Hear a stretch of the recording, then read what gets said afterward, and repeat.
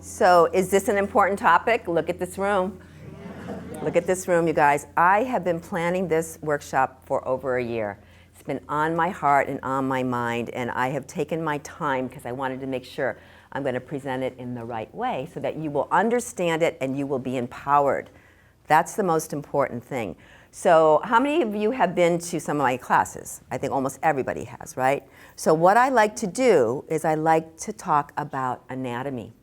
I think it's important for us to understand how our body works, so if it's not working right, we know why it's not working right?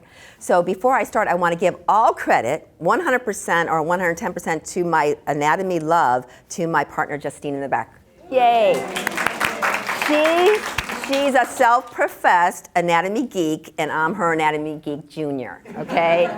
So she's going to set me straight if I screw up, but I'm going to try the best I can.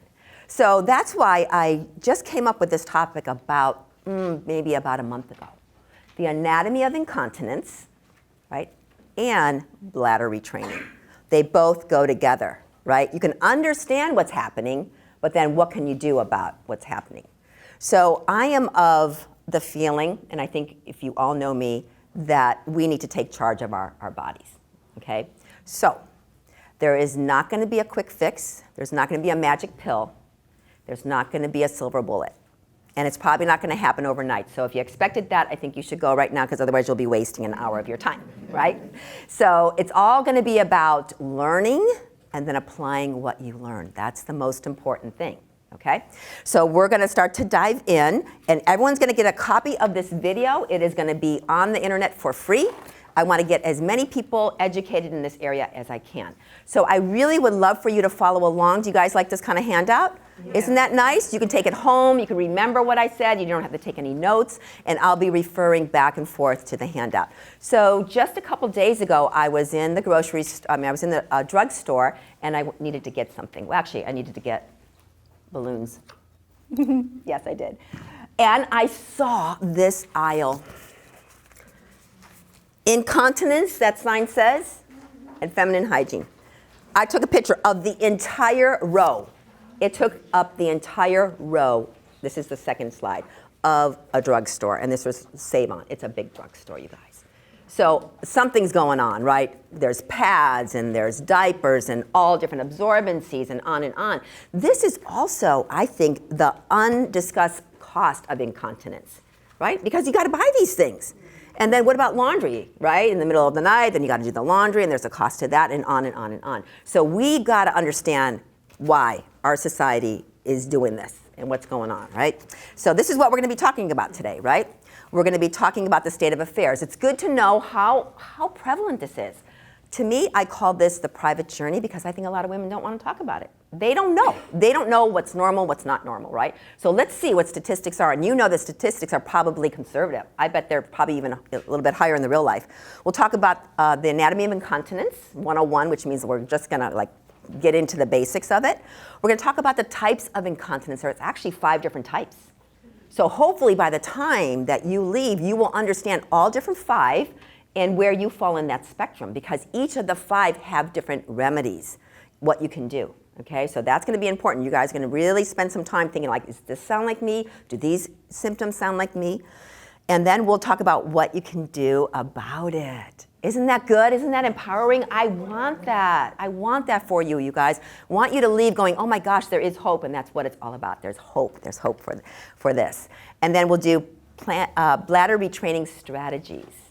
This is the homework. Yes, there is going to be homework. I'm hoping to have a follow-up workshop in about 3 or 4 months. I welcome you all here to kind of report in.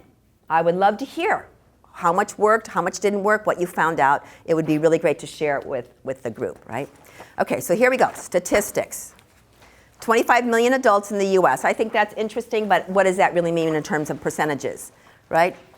So we got 75 to 80% of those who have urinary incontinence are women. Very, very common in women, not as common in men, and we'll find out why. There is incontinence that men do have. 1 in 4 women over the age of 18, right, have episodes of leaking urine involuntarily. Look at 18, you guys. You know, all of us are above 18 in this room, aren't they? Yeah. But there's a wide range of people between the ages of 18 and 45 that have this problem. And we're going to talk about why they're having the problem, right? And then 1/5 of high impact athletes. And that doesn't matter what age they are. High impact.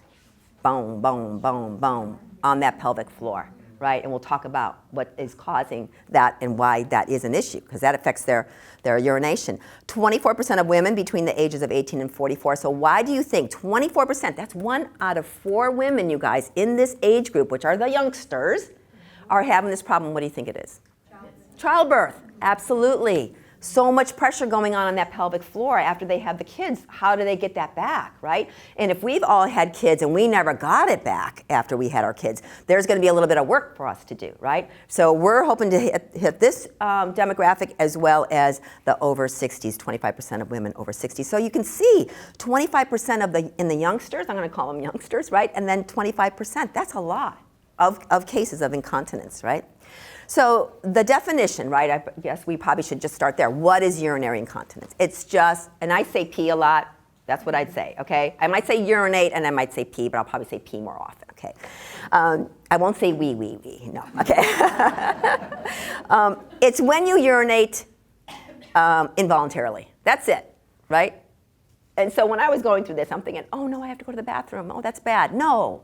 Right? Wanting to go to the bathroom, wanting to pee is not bad, you guys. And the bad thing is if you can't hold it. That's the thing. So it's involuntarily we leak urine, right? It's either a stream or a dribble or whatever it is, no matter what. If we do it involuntarily, I don't know how many people would do it voluntarily, pee your pants, right? But if we involuntarily do it, that is considered incontinence, right?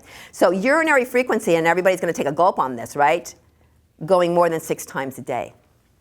That is about every 2 to 3 hours. Every 2 to 3 hours, right? So that's 6 times a day. And that's what they consider to be over that. 6 is abnormal? No, 6 plus would be considered urinary frequency. That means you're over the edge of kind of, you know, I don't want to say normal, but you'll understand why. And then above that number is going to be you're doing it frequency. Nocturia is getting up in the middle of the night. How many times did they say? Once a night. Oh my gosh. Does everybody have nocturia here? Probably. We got to figure that out. We got to figure it out, okay? And I'll tell you why we're doing that. Urgency, a sudden, strong desire to void. Does it ever happen? You're sitting there all of a sudden, oh my gosh, I have to go pee so bad, right? Why does that happen? Oh, when I found out why it happened, it was just a light bulb for me. I'm like, oh great, now I know there's a reason for it, right? So we'll talk about that. And then micturition is the anatomical word for urination. So you might see that as on some of the slides. Okay. All right, so now what is normal? I brought my little measuring cups. 8 ounces, 16 ounces. Yeah, look at that difference, huh? So what is considered normal, okay? Frequency, 6 to 10 times a day. Okay, so they're going to give us a buffer, right? So you got that a little bit of a buffer in there, right? Is this a 4? Okay, sorry, 4 to 10 times a day. And really, you guys, it matters how much you drink. That's really, that's the range right there. But if you're going 15 times a day, 20 times a day, that's out of the range, right? So that's why that range is a little bit of a wider spectrum, because it's math. What you pull in is what you're going to need to pee out, right? Okay, time duration. This is important. I love this one. It works, okay? You're all going to be doing lots of different things, okay? First of all, you're going to count how long you urinate. You're going to count. This is my count. 1, 2, 3, 4. Hear that pace? It's usually 1 ounce per count. So if I counted to 8, I would probably pee 8 ounces, and that's a cup. Now you might go 1, 2, 3, 4, 5, 6, 7, 8, 9, 10, 11, right? And you'll go like, yay, 10 ounces. No, you won't, right? So you do your pace the way you want to, but you will now know what your count is, your rhythm, and then you'll understand how many ounces that is.